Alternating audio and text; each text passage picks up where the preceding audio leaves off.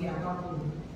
Bagaimana engkau dapat berkata, kamu akan merdeka? Demikianlah pembacaan Alkitab. Hendaklah firman Tuhan dengan segala kekayaannya diam di dalam hatimu dan ucaplah syukur kepada Allah.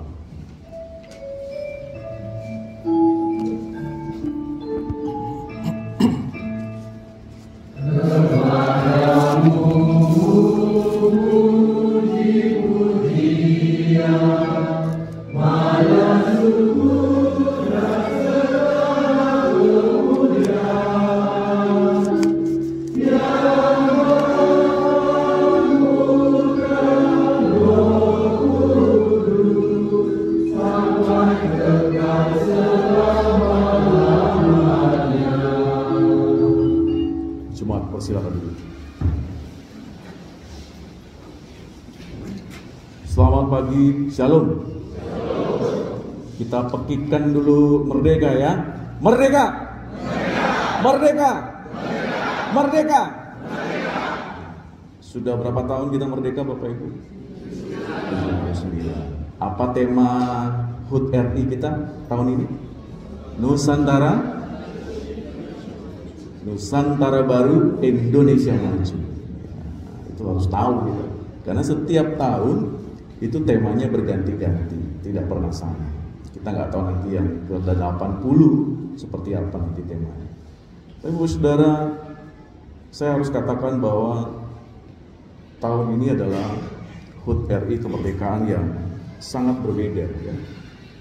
Sangat jauh berbeda dengan perayaan-perayaan yang pernah kita rayakan sebelumnya. 78 tahun yang lalu dengan 79 yang hari ini. Kenapa saya katakan berbeda?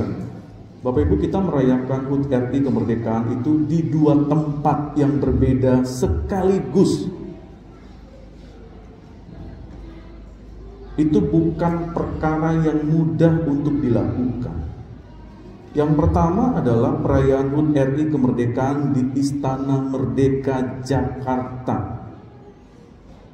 Di saat yang bersamaan kita merayakan HUT RI kemerdekaan di IKN. Apa kepanjangannya? Ibu Kota Nusantara. Di mana posisinya? Kalimantan Timur. Waktu saya dan istri kemarin nonton live di YouTube, karena kami tidak bisa menonton di pagi hari, harus ikut upacara. Jadi kami nonton itu hampir 3,5 jam ya. Itu nggak terasa. Wah, luar biasa. Jadi pengibaran bendera itu dilakukan di IKN.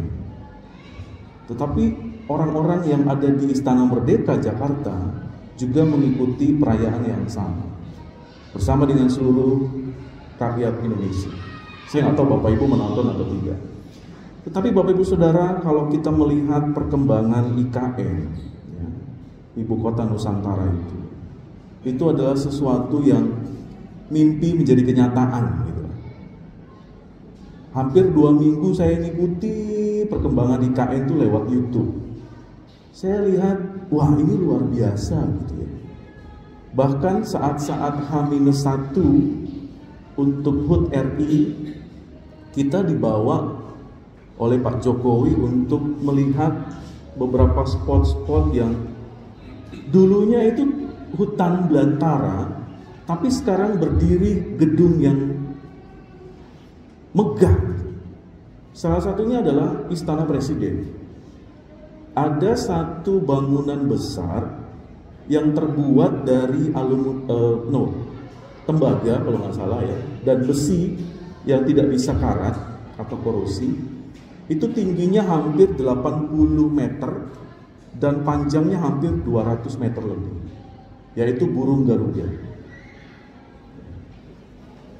Lalu ada Istana Presiden, ada gedung Kemenq, lalu kita dibawa ke lokasi-lokasi yang sangat modern, green energy, dan semua serba smart city.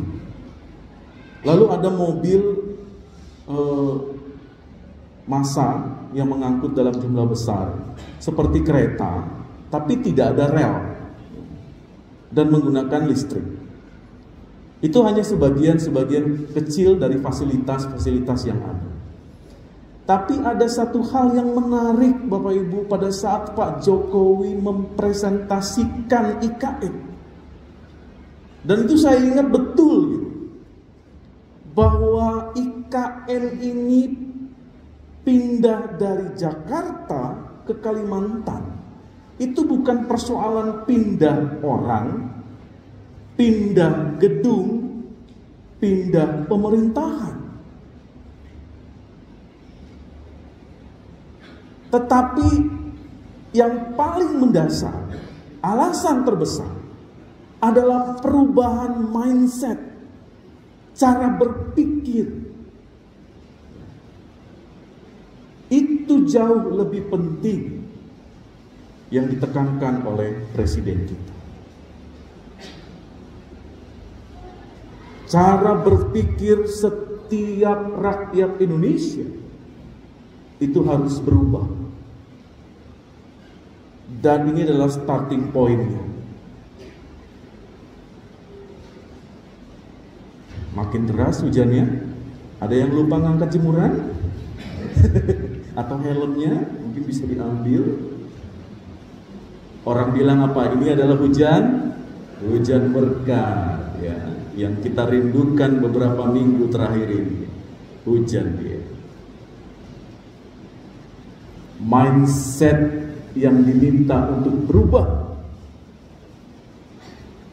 Dan demikian juga dengan bacaan kita pagi hari ini, Saudara. Yohanes mau mengajak semua pembaca termasuk kita. Apa yang ingin disampaikan oleh Yesus kepada orang-orang Yahudi pada waktu itu.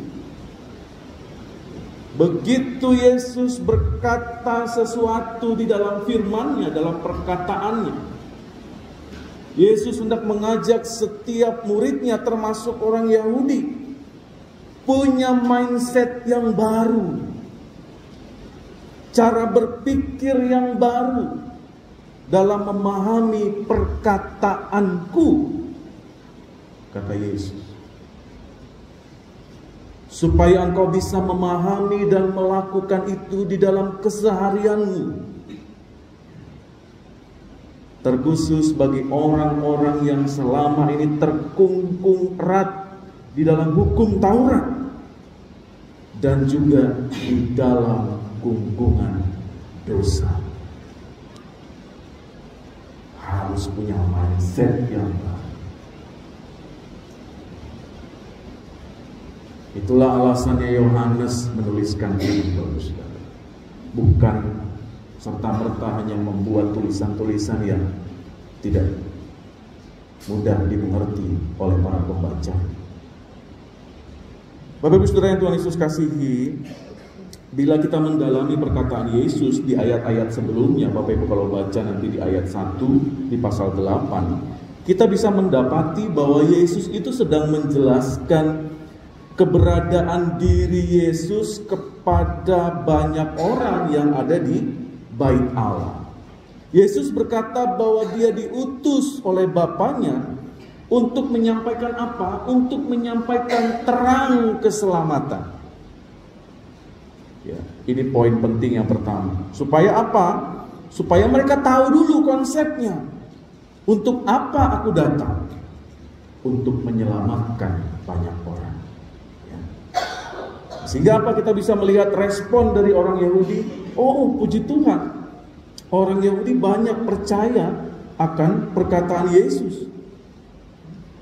Ayat yang ke-30 tadi Bapak Ibu baca, setelah Yesus mengatakan semuanya itu, banyak orang percaya kepadanya. Kalau di terjemahan kedua, terjemahan baru kedua, ayat 30 ini masuk ke ayat sebelumnya, ke tema sebelumnya. Tapi terjemahan yang kedua ini masuk ke tema berikutnya. Itu tadi saya bilang agak sedikit berbeda. Kita bisa melihat, Saudara, bahwa apa yang Yesus mau katakan supaya mereka yang belum memahami dengan baik apa yang Yesus katakan, apa yang Yesus ajarkan, supaya ayo lepas dari pengaruh hukum Taurat. Orang-orang Yahudi ini begitu bangganya mereka menjadi orang yang terpilih, menjadi keturunan Abraham, tanpa mereka sadari, Bapak Ibu, mereka hidup di dalam eksklusivisme. Mereka menjadi orang-orang yang tertutup karena mereka merasa betapa spesialnya mereka, sehingga mereka tidak mau hidup bersama dengan orang lain.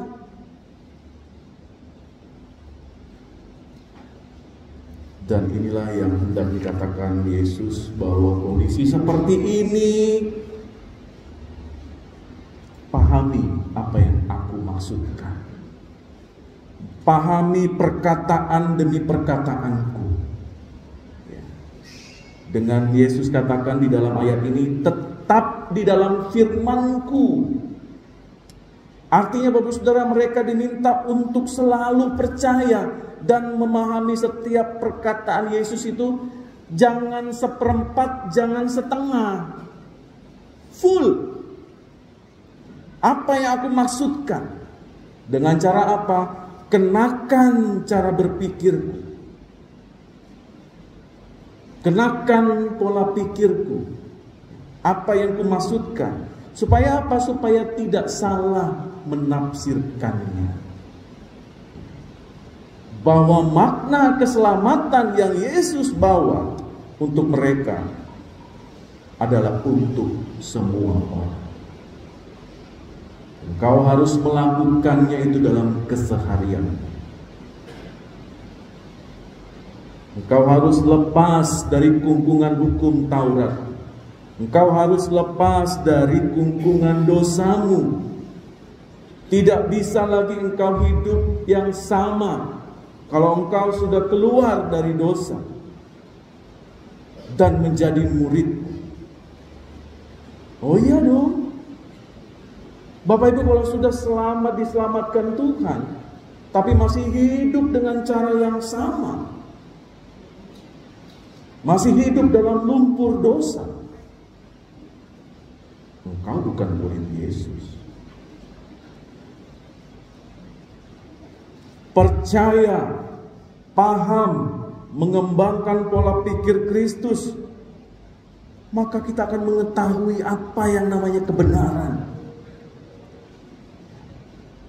Kebenaran yang dimaksudkan Yesus di sini adalah keselamatan dari Tuhan Yesus yang membebaskan, yang memerdekakan semua orang, termasuk orang-orang Yahudi yang percaya pada saat itu.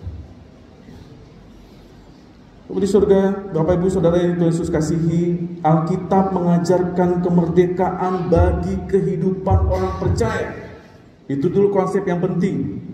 Kemerdekaan itu harus terlepas dan terbebas dari belenggu dosa, kuasa si jahat, lepas dari maut. Itu konsep yang penting, Bapak Saudara. Kita harus melihat apa sih, Pak Pendeta, apa yang Tuhan Yesus mau kalau kita sudah dimerdekakan? Apa yang akan kami alami, Pak Pendeta? Bapak Ibu Saudara yang dikasihi Tuhan Yesus Kristus, merdeka bagi orang percaya, merdeka bagi kita orang-orang yang hidup di Indonesia itu tidak jauh berbeda, Bapak Ibu. Dan hari ini kita merayakan dan mengucap syukur, kita masuk dalam HUT RI yang ke-79, dan kita juga diberikan firman Tuhan tentang kemerdekaan. Saya melihat, nggak jauh beda, maknanya sama. Yang pertama, Bapak Saudara, kemerdekaan itu kita dapat pada saat kita lepas dari yang namanya tekanan, intimidasi, rasa takut, rasa gagal, putus asa, tidak berdaya. Bapak Ibu harus merdeka dari rasa-rasa itu. Yang berikut, kita dimerdekakan untuk bangkit dari kesalahan, dari kehancuran masa lalu. Kita nggak bisa hidup terus dirongrong oleh masa lalu, lalu membuat kita nggak bisa berbuat apa-apa. Nggak bisa. Makna yang berikut, kita dimerdekakan untuk membangun hidup baru di masa kini. Dan kita harus melangkah ke masa depan untuk memiliki hidup yang lebih baik.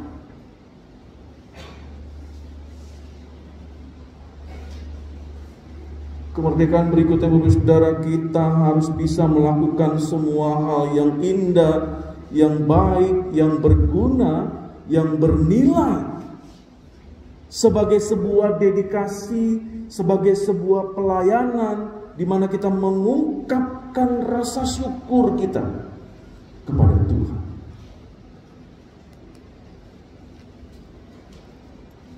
Masuk di usia ke-79 itu adalah harus penuh dengan rasa syukur, Bapak Ibu.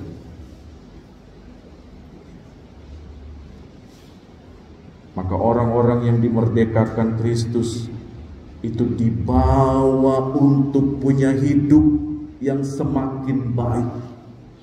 Kita dibawa untuk punya kehidupan yang berdampak positif bagi orang-orang yang ada di sekitar kita. Bukan kita dibawa menjadi pribadi-pribadi yang bebas berkata-kata, bertindak semaunya, lalu berpusat hanya pada ego kita sendiri, bahkan merugikan banyak orang dengan tingkah laku kata dan perbuatan. Nggak ada lagi ceritanya begitu. Aku harus berdampak positif.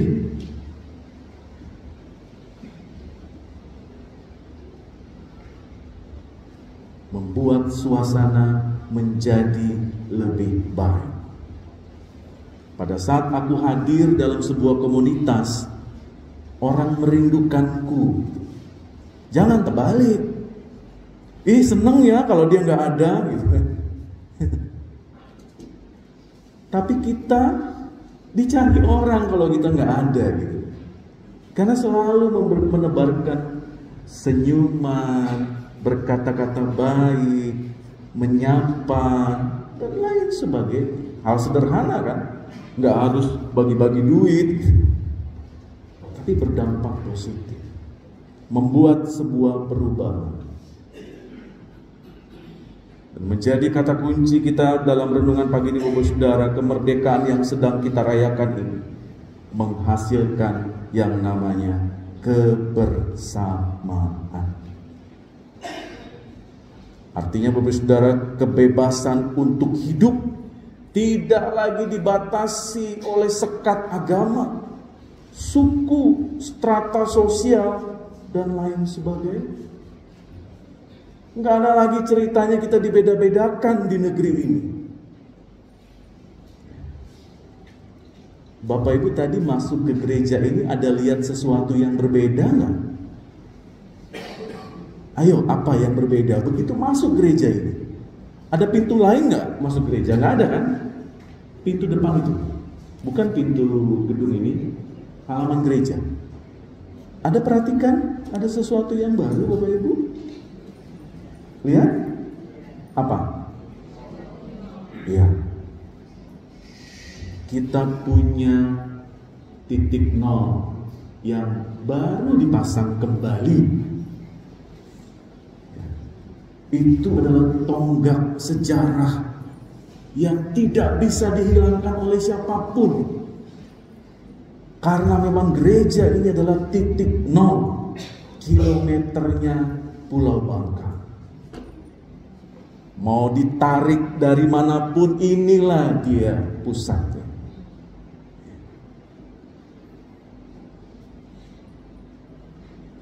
Jadi harus dipasang pada tempatnya.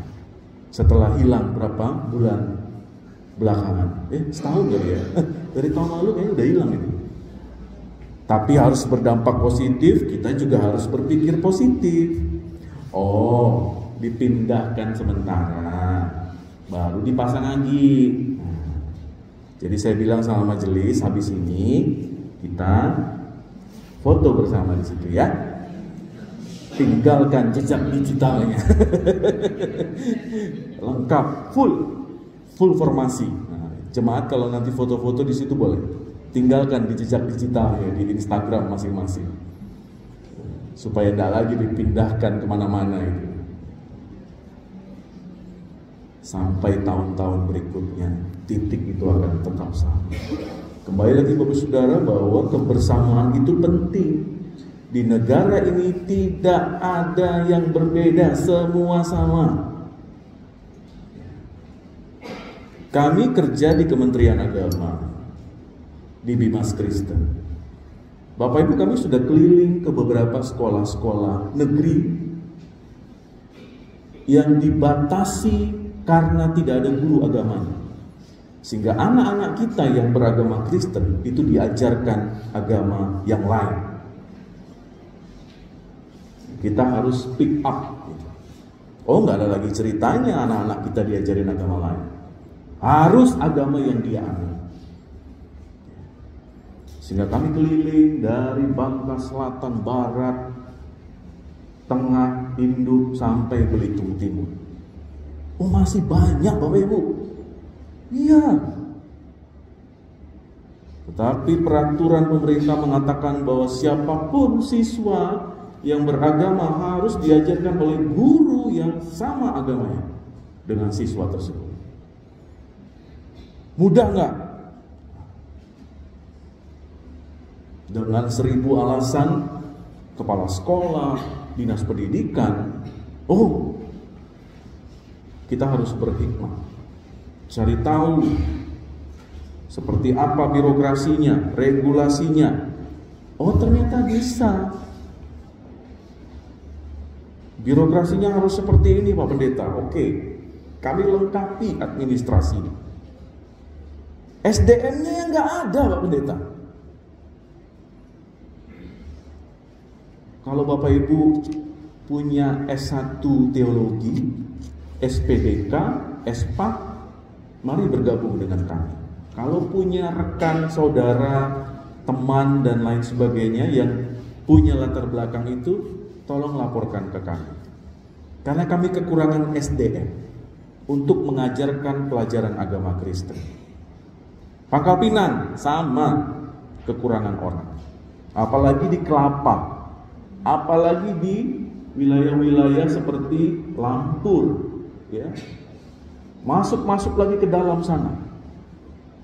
Itu bertahun-tahun anak-anak kita tuh diajarkan oleh agama yang non-Kristen.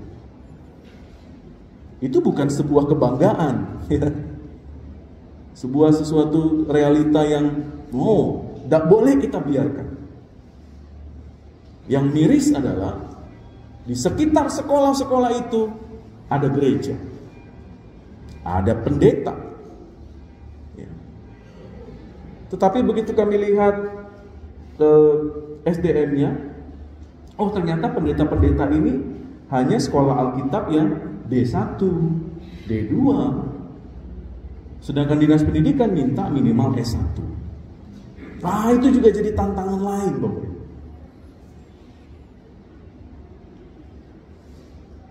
Tetapi disitulah kita sebagai orang-orang Kristen, kalau mau hidup dalam kebersamaan, kita harus peduli dengan kondisi-kondisi seperti itu. Bapak Ibu yang pernah sekolah di negeri, pernah merasakan itu? Tidak punya guru agama Kristen? Diajarkan pakai guru apa? Guru silat. Pasti guru agama yang mayoritas kan? Kita coba untuk Bangka Belitung tidak lagi mengalami hal yang sama. Bapak Ibu harus peduli, cari tahu, lapor ke Pak Pendeta Freddy. Pak, ada sekolah tidak ada guru agama. Lapor aja lah. Urusan lain urusan kami lah. Ya. Itu hanya urusan pendidikan, Bapak Ibu. Kalau kita mau ngurus lagi urusan gereja, ada lagi tantangan yang lain. Bangka Tengah, Bangka Selatan, itu gereja-gerejanya sulit dapatkan izin, IMB dan lain sebagainya. Karena persyaratan-persyaratan yang tidak memenuhi. Sehingga harus bijak untuk mencapai izin gereja. Banyak. Hidup dalam kebersamaan. Masih urusan intern agama Kristen. Belum kalau kita urusan yang luar-luarnya. Urusan Kota Pangkal Pinang apakah sudah beres? Belum. Apa yang Bapak Ibu rasakan yang paling susah dibereskan di Pangkal Pinang ini apa? Sampah. Bapak Ibu kalau lewat Ketapang, itu sudah dipasang spanduk yang dari mulai ngomong baik-baik sampai ngomong maki-maki. Masih tidak dibuang sampah? Masih. Di jembatan itu tuh, jembatan Ketapang tuh. Ya. Dari mulai bahasa Indonesia yang diterjemahkan sesuai KBBI sampai bahasa Bangka yang tidak terbaca lagi lah. Kita baca lagi malu gitu. Siapa yang buang sampah di sini akan masuk neraka, ya, dan ditolak bumi. Coba, itu hanya bertahan 1-2 hari. Besok spanduknya hilang. Kayaknya spanduknya yang dibuang di sampah tuh. Aduh Bapak Ibu, itu menjadi sebuah pemandangan yang saya rasa yang buang ini pasti berpendidikan, ya kan? Pasti. Artinya dia bisa baca dong. Yang lebih ngerinya lagi bukan hanya buang di situ Bapak Ibu. Dia buang ke sungai itu. Sambil icak-icak ngebut. Kalau saya sama istri dari belakang, ya. Padahal pemerintah Kota Pangkal Pinang itu sudah menyediakan mobil pink yang masuk ke rumah-rumah kita, mobil yang besar itu yang lewat jalan raya juga sama. Berapa iurannya sebulan? Ada yang nggak bayar, ada yang 15.000, 10.000 seperti itu.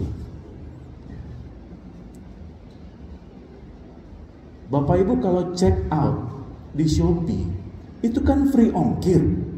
Nah, duit free ongkir itulah bayar iuran tuh sampah. Tapi saya rasa jemaat GPIB bukan orang-orang yang buang sampah itu kan. Amin. Oke, ya, semoga ya kita jaga kebersihan Kota Pangkal Pinang. Karena Bapak Ibu saya harus sampaikan, beberapa waktu yang lalu BPS itu, Badan Statistik Provinsi, itu sudah mengeluarkan data seperti apa perkembangan Bangka Belitung. Ekonomi kita sedang tidak baik-baik saja. Bukan berarti itu menjadi tugas pemerintah kota atau pemerintah provinsi, tapi menjadi tugas kita bersama. Hal yang sederhana Bapak Ibu kita bisa lakukan untuk bangsa ini. Kelurahan sudah mengeluarkan PBB. Sudah terima? Nah, kalau belum ambil PBB-nya. Bayar pajak. Bapak Ibu jangan buang sampah. Bapak Ibu jangan membuat statement-statement yang belum tentu kebenarannya. Bapak Ibu sudah share kemana-mana. Itu bisa merusak cara berpikir orang, menilai orang tidak pada tempatnya dan belum tentu kebenaran. Itu juga mengganggu pemerintah ini, mengganggu kondisi keamanan, kerukunan. Kami di Kementerian Agama selalu menjaga itu. Jangan men-share berita hoax apapun kalau itu belum tentu kebenaran. Karena Bapak Ibu bisa kena undang-undang ITE. Udah banyak kejadian. Jadi ada banyak elemen-elemen penting yang Bapak Ibu bisa lakukan untuk negara ini. Dari hal-hal yang sederhana sampai hal yang besar. Apa yang kita mau capai sampai 2045 Indonesia emas? Saya hitung-hitung sampai 2045 kita butuh waktu 21 tahun Bapak Ibu. Saya hitung-hitung saya sudah pensiun, sudah emeritus. Oh, lama juga ya untuk mencapai Indonesia emas. Tapi itu bukan persoalan tentang saya, bukan persoalan tentang Bapak Ibu, majelis gereja ini, no. Ini tentang kita semua. Apa yang kita mau ciptakan sampai 21 tahun mendatang Indonesia emas? Starting pointnya mindset, cara berpikir kita harus positif, mendatangkan kebaikan. Seperti itu. Bapak Ibu punya persoalan, punya sakit penyakit, persoalan ekonomi, think positif bahwa Tuhan akan memberikan kekuatan kepadamu. Dengan persoalanku yang A, B, C sampai Z, Z balik lagi ke A. Bahwa Tuhan menjaga, menyertai, dan memberkati. Seperti apapun kehidupanku, aku akan menjalaninya bersama dengan Tuhan. Berpikir positif, iya. Orang-orang yang berpikir positif itu lain Bapak Ibu. Jalannya berbeda. Tantangannya pun berbeda. Cara meresponnya pun berbeda. Dan itulah anak-anak Tuhan.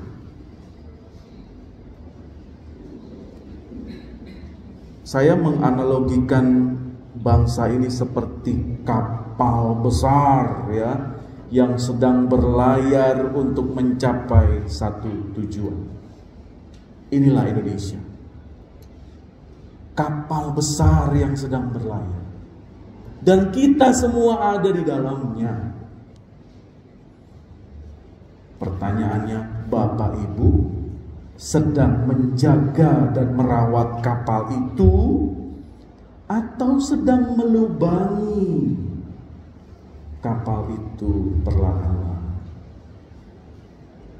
Kalau lebih banyak lubangnya, lebih banyak masuk air, lebih cepat tenggelam. Siapa yang tenggelam? Kita semua. Mau begitu? Demikian juga dengan keluarga, sama analoginya seperti itu. Bukan menjadi tugas suami saja, bukan menjadi istri saja, bukan hanya sebagai anak-anak saja, tetapi dalam kebersamaan itu ada kesehatian, sehingga keluarga itu semakin diberkati Tuhan. Saya menutup satu video yang akan kita lihat dan kita dengar. Bapak Ibu, ini adalah sebuah respon sikap positif kita pada saat kita mau memaknai kebersamaan. Sikap peduli. Aku peduli, tapi masa depan bangsaku itu bukan yang paling penting buat aku. Lebih banyak untuk senang, positif, jauh lebih penting. Dari keadilan, integritas, moral, aku yakin dan pasti ada harapan negaraku masih menjunjung moral yang tinggi. Tapi itu nggak bakal bertahan. Nafsu dinomor satukan. Selain menunjukkan anak cucu kita akan menuai kebobrokan kita, aku tak percaya Indonesia akan tetap jaya. Memandang ke depan, aku melihat degradasi moral melanda anak muda. Kami cerai, apa salahnya? Korupsi menjadi budaya. Video mesum, itulah biasa. Tidak bisa dibilang lagi masih ada yang peduli dalam bangsa ini. Udah jelas banget, generasi ini hancur dan gak ada harapan. Sungguh sedih dan konyol kalau berpikir kita bisa menjadikan dunia ini lebih baik. Tapi kita masih bisa membalikan itu semua. Kita bisa menjadikan dunia ini lebih baik. Sungguh sedih dan konyol kalau berpikir generasi ini udah hancur dan gak ada harapan. Udah jelas banget masih ada yang peduli dengan bangsa ini. Gak bisa dibilang lagi, video itu biasa, korupsi menjadi budaya, kawin cerai apa salahnya, degradasi moral masyarakat muda. Memandang ke depan, aku melihat Indonesia akan tetap jaya. Aku gak percaya anak cucu kita akan menuai kebobrokan kita. Selain menunjukkan nafsu lebih dinomor-satukan, tapi tidak bakal bertahan. Negaraku masih menjunjung moral yang tinggi. Ada harapan. Aku yakin dan pasti moral, integritas, keadilan jauh lebih penting dari posisi, hidup senang, lebih banyak. Itu bukan yang paling penting buat aku. Tapi masa depan bangsaku, aku peduli. Tuhan Yesus memberkati kita semua.